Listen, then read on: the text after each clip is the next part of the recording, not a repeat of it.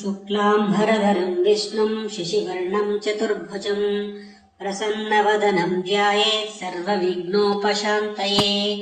यस्य द्विरदवक्त्राद्यं पारिषद्यः परः शतं विघ्नं निघ्नन्ति सततं विश्वक्सेनं तमाश्रये। व्यासं वसिष्ठनप्तारं शक्तिः पौत्रमकल्मषं पराशरात्मजं वन्दे शुकतातं तपोनिधिम्। व्यासाय विष्णुरूपाय व्यासरूपाय विष्णवे नमो वै ब्रह्मनिधये वासिष्ठाय नमो नमः। अविकाराय शुद्धाय नित्याय परमात्मने सदैकरूपरूपाय विष्णवे सर्वजिष्णवे यस्य स्मरणमात्रेण जन्म संसारबन्धनात् विमुच्यते। नमस्तस्मै विष्णवे प्रभविष्णवे। ॐ नमो विष्णवे प्रभविष्णवे। श्रीवैशम्पायन उवाच श्रुत्वा धर्मानशेषेण पावनानि च सर्वशः युधिष्ठिरः शान्तनवं पुनरेवाभ्यभाषत। युधिष्ठिर उवाच किमेकं दैवतं लोके किं वाप्येकं परायणं स्तुवन्तः कङ्कमर्चन्तः प्राप्नुयुर्मानवः शुभम्। को धर्मः सर्वधर्माणां भवतः परमो मतः किं जपन्मुच्यते जन्तुर्जन्म संसारबन्धनात्। श्रीभीष्म उवाच जगत्प्रभुं देवदेवम् अनन्तं पुरुषोत्तमं स्तुवन्नाम सहस्रेण पुरुषः सततोत्थितः तमेव चार्चयन्नित्यं भक्त्या पुरुषमव्ययम् ध्यायान् स्तुवन्नमस्यश्च यजमानस्तमेव च। अनादिनिधनं विष्णुं सर्वलोकमहेश्वरं लोकाध्यक्षं स्तुवन्नित्यं सर्वदुःखातिघो भवेत्। ब्रह्मण्यं सर्वधर्मज्ञं लोकानां कीर्तिवर्धनं लोकनाथं महद्भूतं सर्वभूतभवोद्भवम्। एष मे सर्वधर्माणां धर्मोऽधिकतमो मतः यद्भक्त्या पुण्डरीकाक्षं स्तवैरर्चेन्नरः सदा। परमं यो महत्तेजः परमं यो महत्तपः परमं यो महद्ब्रह्म परमं यः परायणम्। पवित्राणां पवित्रं यो मङ्गलानां च मङ्गलम् दैवतं देवतानां च भूतानां यो व्ययः पिता यतः सर्वाणि भूतानि भवन्त्यादियुगागमे यस्मिंश्च प्रलयं यान्ति पुनरेव युगक्षये तस्य लोकप्रधानस्य जगन्नाथस्य भूपते विष्णोर्नाम सहस्रं मे शृणु पापभयापहम्। यानि नामानि गौणानि विख्यातानि महात्मनः ऋषिभिः परिगीतानि तानि वक्ष्यामि भूतये। ऋषिर्नाम्नां सहस्रस्य वेदव्यासो महामुनिः छन्दानुष्टुप् तथा देवो भगवान् देवकीसुतः अमृतांशोद्भवो बीजं शक्तिर्देवकीनन्दनः त्रिसामाहृदयं तस्य शान्त्यर्थे विनियुज्यते। विष्णुं विष्णुं महाविष्णुं प्रभविष्णुं महेश्वरम् अनेकरूपदैत्यान्तं नमामि पुरुषोत्तमम्। अस्य श्रीविष्णोर्दिव्यसहस्रनामस्तोत्रमहामन्त्रस्य श्रीवेदव्यासो भगवान् ऋषिः अनुष्टुप् छन्दः श्रीमहाविष्णुः परमात्मा श्रीमन्नारायणो देवता अमृतांशोद्भवो भानुरुतिबीजं देवकीनन्दनः सृष्टेति शक्तिः उद्भवः रक्षोभणो देव इति परमो मन्त्रः शङ्खभृन्नन्दकी चक्रीति कीलकम् शाङ्खधन्वा गदाधर इत्यस्त्रम् रथाङ्गपाणिरक्षोभ्य इति नेत्रम् त्रिसामासामगः सामेति कवचम् आनन्दं परब्रह्मेति योनिः ऋतुः सुदर्शनः काल इति दिग्बन्धः श्रीविष्णुरूप इति ध्यानम् श्रीमहाविष्णुप्रीत्यर्थे सहस्रनाम जपे विनियोगः। ध्यानम् क्षीरोदन्नत्प्रदेशे शुचिमणिविलसत्सैकते मौक्तिकानां माला क्लुप्तासनस्तः स्फटिकमणिनिभैर्मौक्तिकैर्मण्डिताङ्गः शुभ्रैरभ्रैरदभ्रैरुपरिविरिचितैः मुक्तपीयूषवर्षैः आनन्दीनः पुनीयाधरिनलिनगदा शङ्खपाणिर्मुकुन्दः भूः पादो यस्य नाभिर्व्यलसुरनिलश्चन्द्रसूर्यौ च नेत्रे कर्णावाशाः शिरोध्योन्मुखमपि दहनो यस्य वास्तेयमब्धिः अन्तस्तं यस्य विश्वं सुरनरखगोगोभिगन्धर्वदैत्यैः चित्रं रम्यते तं त्रिभुवनवपुषं विष्णुमीशं नमामि। ॐ नमो भगवते वासुदेवाय। शान्ताकारं भुजगशयनं पद्मनाभं सुरेशं विश्वाधारं गगनसदृशं मेघवर्णं शुभाङ्गं लक्ष्मीकान्तं कमलनयनं योगिभिर्ध्यानगम्यं वन्दे विष्णुं भवभयहरं सर्वलोकैकनाथं मेघश्यामं पीतकौशेयवासं श्रीवत्साङ्कं कौस्तुभोद्भासिताङ्गं पुण्योपेतं पुण्डरीकायताक्षं विष्णुं वन्दे सर्वलोकैकनाथं नमः समस्तभूतानाम् आदिभूताय भूभृते अनेकरूपरूपाय विष्णवे प्रभविष्णवे सशङ्खचक्रं सकिरीटकुण्डलं सपीतवस्त्रं सरसीरुहेक्षणं सहारवक्षस्थलशोभिकौस्तुभं नमामि विष्णुं शिरसा चतुर्भुजम् छायायां पारिजातस्य हेमसिंहासनोपरि आसीनमम्बुदश्याममायताक्षमलङ्कृतम् चन्द्राननं चतुर्बाहुं श्रीवत्साङ्कितवक्षसं रुक्मिणी सत्यभामाभ्यां सहितं कृष्णमाश्रये। ॐ विश्वं विष्णर्वषट्कारो भूतभव्यभवत्प्रभुः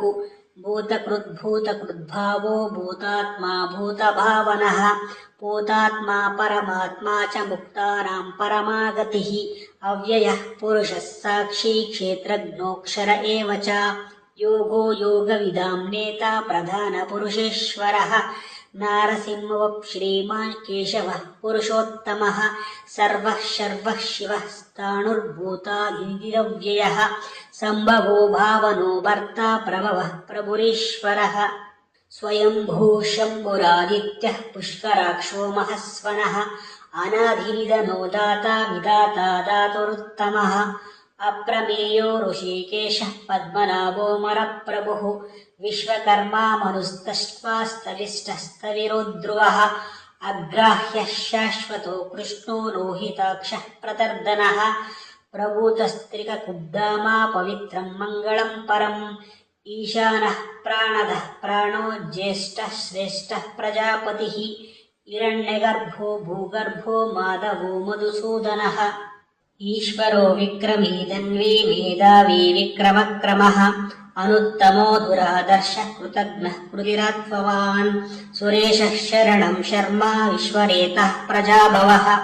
अहः संवत्सरो व्याळः प्रत्ययः सर्वदर्शनः अजः सर्वेश्वरः सिद्धः सिद्धिः सर्वादिरच्युतः वृषा कपिरमेयात्मा सर्वयोगविनिस्तृतः वसुर्वसुमनः सत्यः सर्वात्मा संवितः समः अमोघः पुण्डरीकाक्षो वृषकर्मा वृषाकृतिः रुद्रो बहुशिरः बभ्रुः विश्वयोनिः शुचिश्रवाः अमृतः शाश्वतस्ताणुर्वराहो महातपाः सर्वगः सर्वविद्वानुष्विश्वक्सेनो जनार्दनः वेदो वेदविदव्यङ्गो वेदाङ्गो वेदवित्कविः लोकाध्यक्षः सुराध्यक्षो धर्माध्यक्षः कृतकृतः चतुरात्मा चतुर्व्यूहश्चतुर्दंष्टश्चतुर्भुजः भ्राजिष्णुर्भोजनं भोक्ता सहिष्णुर्जगदादिजः अनघो विजयो चेता विश्वयोनिः पुनर्वसुः उपेन्द्रो वामनः प्रांशुरमोघः शुचिरूर्जितः अतीन्द्रः सङ्ग्रहः सर्गो धृतात्मा नियमो यमः वेद्यो वैद्यः सदा योगी वीरः माधवो मधुः अतीन्द्रियो महामायो महात्साहो महाबलः महाबुद्धिर्महावीर्यो महाशक्तिर्महाद्युतिः अनिर्देशवपुः श्रीमानमेयात्मा महादृग् महेश्वासो महीभर्ता श्रीनिवासस्तताङ्गतिः अनिरुद्धः सुरानन्दो गोविन्दो गोविधाम्पतिः मरीचिर्दमनोहंसः सुपर्णो भुजगोत्तमः हिरण्यनाभः सुतपः पद्मनाभः प्रजापतिः अमृतः सर्वदृक्सिंहः सन्दाता सन्धिमान् स्थिरः अजो धर्मर्षणः शास्ता विश्रुतात्मा सुरारिः गुरुर्घुरुतमो धाम सत्यः सत्यपराक्रमः निमिषो निमिषस्रग्वी वाचस्पतिरुधारवीः अग्रणी ग्रामणि श्रीमां न्यायो नेता समीरणः सहस्रमूर्धा विश्वात्मा सहस्राक्षः सहस्रपात् आवर्तनो निवृत्तात्मा संवृत्तः सम्प्रमर्दनः अहः संवर्तको वह्निरनिलोदरणीधरः सुप्रसादः प्रसन्नात्मा विश्वदृग्विश्वभुग्विभुः सत्कर्ता संस्कृतः साधुर्जहृर्नारायणोन्नरः असङ्ख्येयो प्रमेयात्मा विशिष्टः शिष्टकृच्छुचिः सिद्धार्थः सिद्धसङ्कल्पः सिद्धिदः सिद्धिसाधनः वृषाही वृषभो विष्णुर्वृषपर्वो वृषोदरः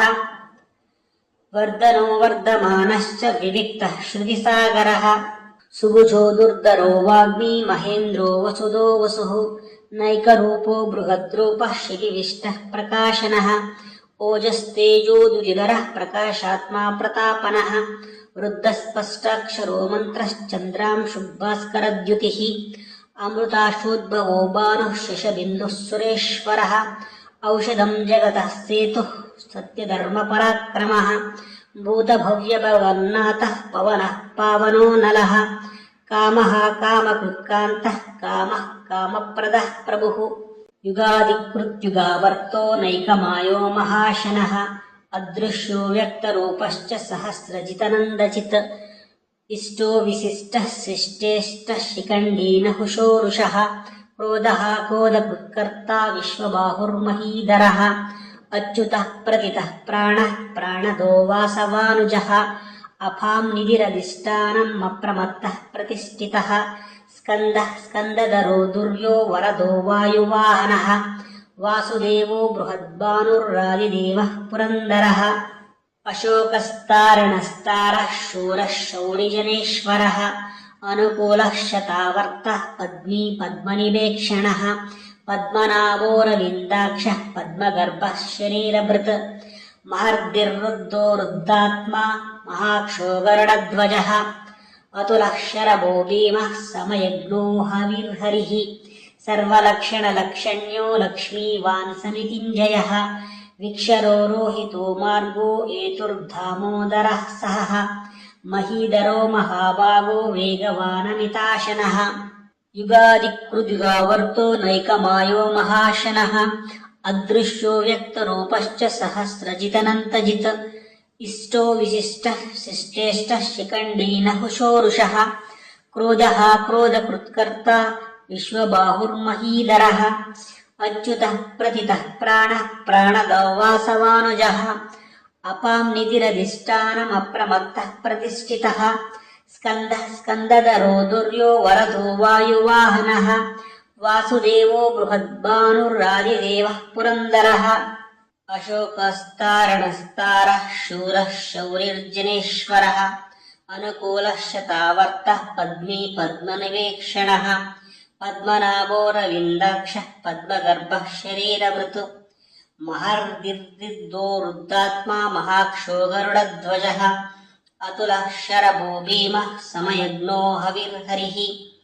सर्वलक्षणलक्षण्यो लक्ष्मीवान् समितिञ्जयः विक्षरो रोहितो मार्गो एतुर्धामोदरः सहः महीधरो महाभागो वेगवानमिताशनः उद्भवः क्षोभणो देवः श्रीगर्भः परमेश्वरः करणं कारणं कर्ता विकर्ता गहनो गुहः व्यवसायो व्यवस्थानः संस्थानः स्थानदो ध्रुवः परर्दिः परमः स्पष्टः स्तुष्टः पुष्टः शुभेक्षणः रामो विरामो विरजो मार्गो नेयो नयोन्नयः वीरः शक्तिमतां श्रेष्ठो धर्मो धर्मविदुत्तमः वैकुण्ठः पुरुषः प्राणः प्राणदः प्रणवः पृथुः हिरण्यगर्भः शत्रुघ्नो व्याप्तो वायुरदोक्षजः ऋतुः सुदर्शनः कालः परमेष्टि परिग्रहः उग्रः संवत्सरो दक्षो विश्रामो विश्वदक्षिणः विस्तारः स्थावरस्ताणुः प्रमाणं बीजमुव्ययम् अर्थो महाकोशो महाभोगो महाधनः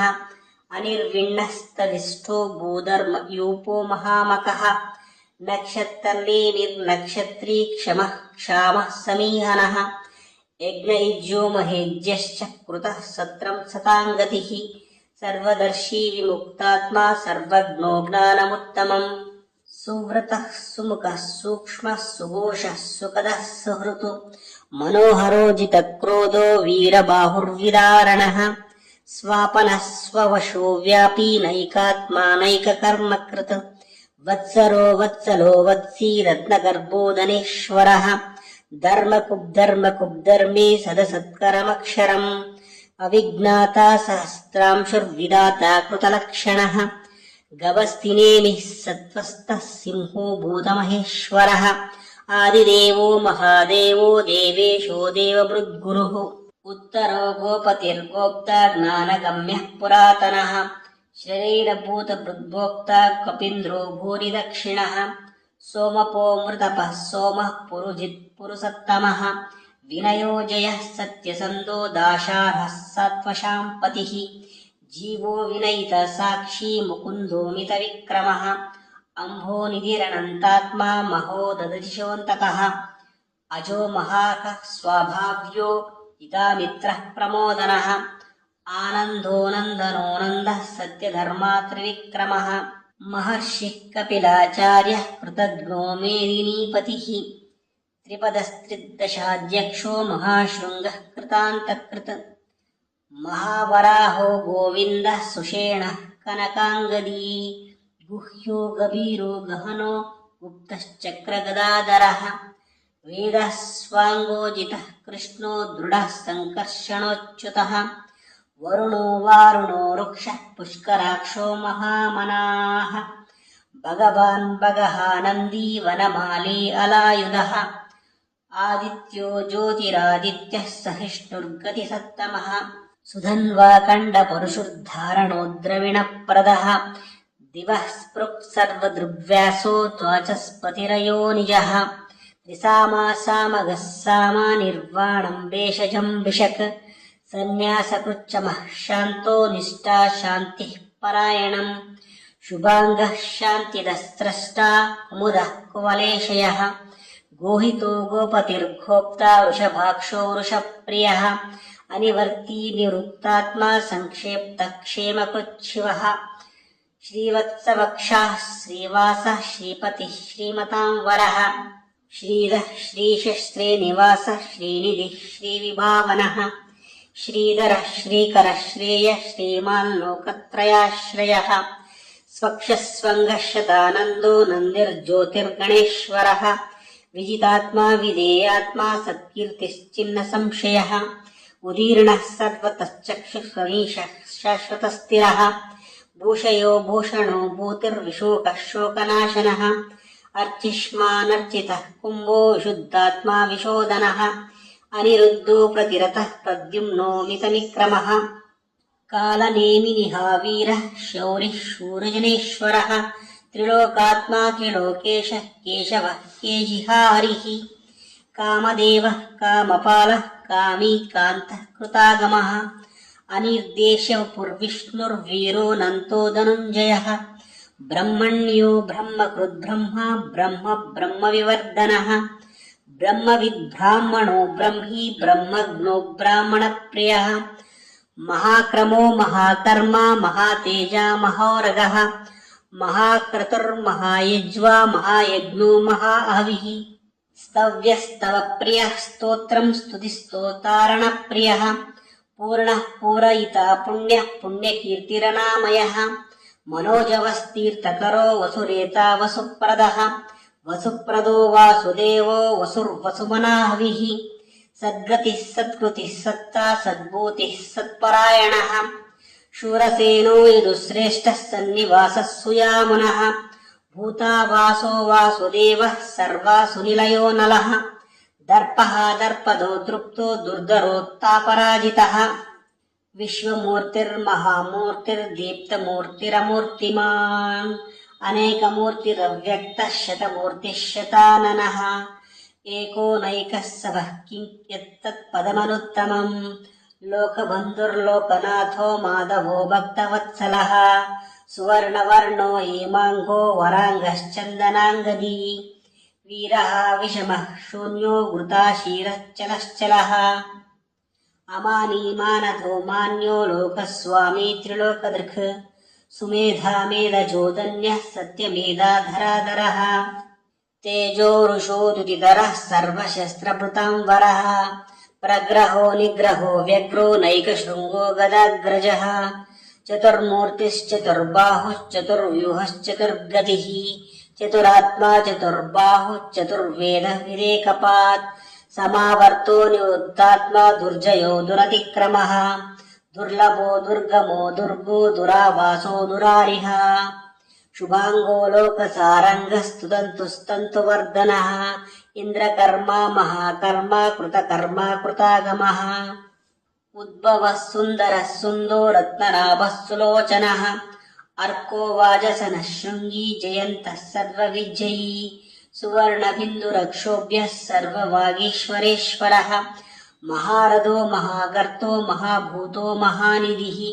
कुमुदः कुन्दरः कुन्दः पर्जन्यः पावनोऽनिलः अमृताशोऽमृतवपुः सर्वज्ञः सर्वतोमुखः सुलभः सुरतः सिद्धः शत्रुजिश्चत्रतापनः व्यग्रोदोदुम्बरोश्चत्तश्चाणूरान्द्रनिषूदनः सहस्रार्चिः सप्तजिह्वः सप्तैरः सप्तवाहनः अमूर्तिरनघोचिन्त्यो भयकृद्भयनाशनः अणुर्बृहत्कृशः स्थूलो गुणभुन्निर्गुणो महान् अधृतः स्वधृतः स्वास्यः प्राग्वंशो वंशवर्धनः बालभृत्कथितो योगी योगीशः सर्वकामदः आश्रमः श्रमणः क्षामः सुपर्णो वायुवाहनः धनुर्धरो धनुर्वेदो दण्डो दमयिता दमः अपराजितः सर्वसहो नियन्ता नियमो यमः सत्त्ववान् सात्विकः सत्यः सत्यधर्मपरायणः अभिप्रायः प्रियारोहः प्रियकृत्प्रीतिवर्धनः विहायासगतिर्ज्योतिः सुरचिर्हुतभुग्विभुः रविर्विरोचनः सूर्यः सविता रविलोचनः अनन्तोरुतभुग्भोक्ता सुखदोनैकजोग्रजः अनिर्विण्णः सदामर्षि लोकाधिष्ठानमद्भुतः सनातनतमः कपिलः कपिरव्ययः स्वस्तिदः स्वस्ति कृत्वस्ति स्वस्ति भुक् स्वस्ति दक्षिणः अरौर्ध्रः कुण्डले चक्री विक्रम्योर्जितशासनः शब्दातिगः शब्दसः शिशिरः शर्वरीकरः अक्रूरः पेशलो दक्षो दक्षिणः क्षमिणां वरः विद्वत्तमो वीतभयः पुण्यश्रवणकीर्तनः उत्तारणो दुष्कृतिः पुण्यो दुःस्वप्ननाशनः वीरः रक्षणः सन्तो जीवनः पर्यवस्थितः अनन्तरूपोऽनन्तः श्रीजितमन्युर्भयापहः चतुरश्रो गभीरात्मा विदिशो व्यादिशोद्दिशः अनाधिर्भूर्भवो लक्ष्मी सुवीरो रुचिराङ्गदः जननो जनजन्माधिर्भीमो भीमपराक्रमः आदारनिलयो धाता पुष्प आसः प्रजागरः ऊर्ध्वगः सत्पथाचारः प्राणदः प्रणवः पणः प्रमाणं प्राणनिलयः प्राणभृत्प्राणजीवनः तत्त्वं तत्त्वविदेकात्मा जन्म मृत्युजरातिगः भूर्भुवः स्वस्तरुस्तारः सविता प्रपितामहः यज्ञो यज्ञपतिर्यज्वा यज्ञाङ्गो यज्ञवाहनः यज्ञभृत्यज्ञकृत्यज्ञी यज्ञभुक्यज्ञसाधनः यज्ञान्ताकृत्यज्ञगुह्या मन्नमन्नाद एव च आत्मयोनिः स्वयं जातो वैकानः सामगायनः देवकीनन्दनस्रष्टा क्षितीशः पापनाशनः शङ्खबृन्नन्दकी चक्री शाङ्गदन्वा गदाधरः रताङ्गपाणिरक्षोभ्यः सर्वप्रहरणायुधः सर्वप्रहरणायुध ओन्नम इति वनमाली गदेशाङ्गी शङ्की चक्री च नन्दकी श्रीमन्नारायणो विष्णुर्वासुदेवोऽभिरक्षतु वनमाली गदीशाङ्गी शङ्की चक्री च नन्दकी श्रीमन्नारायणो विष्णुर्वासुदेवोऽभिरक्षतु वनमाली गदीशाङ्गी शङ्की चक्री च नन्दकी श्रीमन्नारायणो विष्णुर्वासुदेवोऽभिरक्षतु इतीदं कीर्तनीयस्य केशवस्य महात्मनः नाम्नां सहस्रं दिव्यानामशेषेण प्रकीर्तितम् इदं शृणुयान् नित्यं यश्वापि परिकीर्तयेत् नाशुभं प्राप्नुयात् किञ्चित् सोमत्रेह च मानवः वेदान्तको ब्राह्मणः स्यात् क्षत्रियो विजयी भवेत् वैश्यो धनसमृद्धः स्यात् शूद्रः सुखमवाप्नुयात् धर्मार्थी प्राप्नुयात् धर्मा अर्थार्थी चार्थमाप्नुयात् कामानवाप्नुयात् कामी प्रजार्थी प्राप्नुयात् प्रजाम् भक्तिमान् यः सदोत्ताय शुचिस्तद्गतमानसः सहस्रं वासुदेवस्य नाम्नामेतत् प्रकीर्तयेत् यशः प्राप्नोति विपुलं ज्ञाति प्राधान्यमेव च अचलां श्रेयमाप्नोति श्रेयः प्राप्नोत्यनुत्तमम् न भयं क्वचिदाप्नोति वीर्यं तेजश्च विन्दति भवत्यरोगो द्युतिमान् फलरूपगुणान्वितः रोगार्थो मुच्यते रोगाद्बद्धो मुच्येत बन्धनात् भयान्मुच्येत भीतस्तु मुच्येतापन्न आपदः दुर्गाण्यातितरत्याशो पुरुषः पुरुषोत्तमम् स्तुवन्नाम सहस्रेण नित्यं भक्तिसमन्वितः वासुदेवाश्रयो मर्थ्यो वासुदेवपरायणः सर्वपापविशुद्धात्मा याति ब्रह्म सनातनम् न वासुदेव भक्तानामशुभं विद्यते क्वचित् जन्म मृत्युझरव्याधि भयं नैवोपजायते इमं स्तवमदीयानाः श्रद्धा भक्तिसमन्वितः युज्येतात्मसुखक्षान्ति स्त्रीधृतिस्मृतिकीर्तिभिः न क्रोधो न च मात्सर्यं न लोभो नाशुभामतिः भवन्ति कृतपुण्यानां भक्तानां पुरुषोत्तमे ध्यांसचन्द्रार्कनक्षत्राखन्दिषु भूर्महोदधिः वासुदेवस्य वीर्येण विधृतानि महात्मनः ससुरासुरगन्धर्वं सयोक्षोरगराक्षसं जगद्वशे वर्ततेदं कृष्णस्य सचराचरम्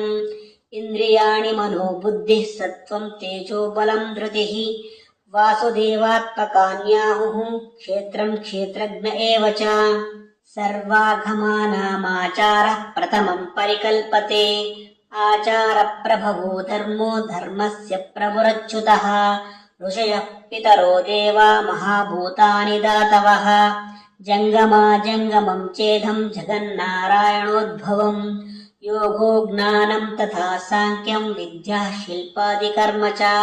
वेदाः शास्त्राणि विज्ञानमेतत्सर्वं जनार्दनात् एको विष्णुर्महद्भूतं पृथग्भूतान्यनेकशः त्रैलोकान्वाप्य भूतात्मा भुङ्क्ते विश्वभुगव्ययः इमं स्तवं भगवतो विष्णोर्व्यासेन कीर्तितम् पठेद्या इच्छेत् पुरुषः श्रेयः प्राप्तुं सुखानि च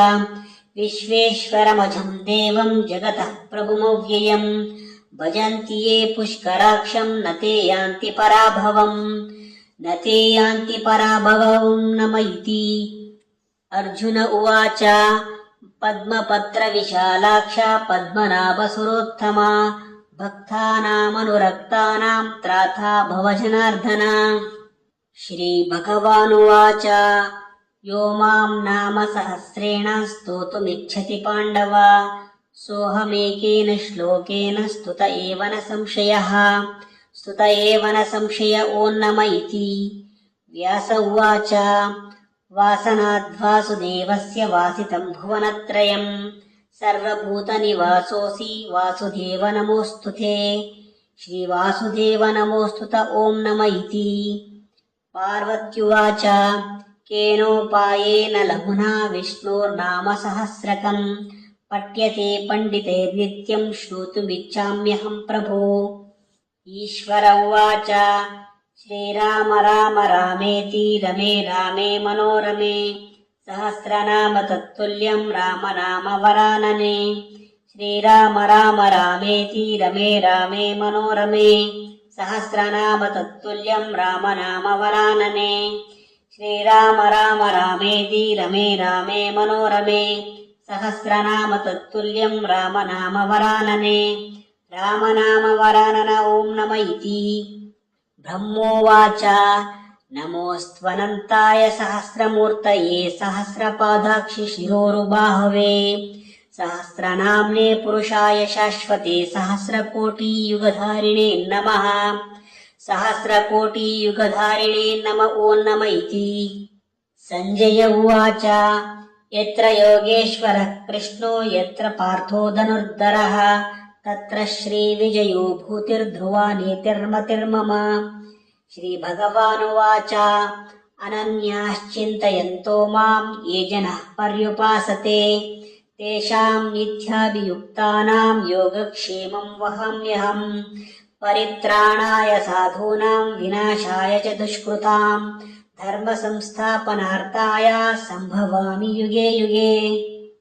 आर्ता विषण्णाः शिथिलाश्च भीताः घोरेषु च व्याधिषु वर्तमानाः सङ्कीर्त्य नारायण शब्दमात्रम् विमुक्तदुःखाः सुखिनो भवन्तु। कायेन वाचा मनसेन्द्रियैर्वा बुद्ध्यात्मना वा प्रकृते स्वभावात् करोमि यद्यत् सकलम् परस्मै नारायणाय इति समर्पयामि।